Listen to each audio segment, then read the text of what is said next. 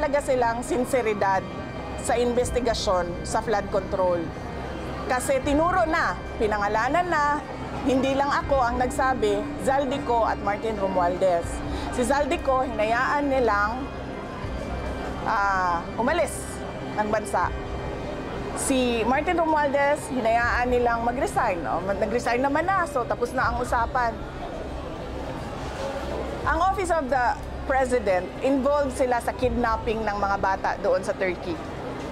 Ang Office of the President, involved sila sa kidnapping ni dating Pangulong Rodrigo Duterte. Bakit ngayon nawala si Zaldico at aalis si Martin Romualdez, hindi man lang nila magawa na kidnapin si Zaldico doon sa Amerika at ibalik dito sa atin sa Pilipinas, at hindi man lang nila magawa na ikulong si Martin Romualdez dyan sa detention unit ng House of Representatives? Wala. Dahil wala silang sinseridad, pinapakita lang nila sa mga tao na kunwari meron silang ginagawa. Pero ang totoo niyan, naghahanda lang sila para sa hatian ng 2026 budget at para sa kung anong gagawin nila sa 2028.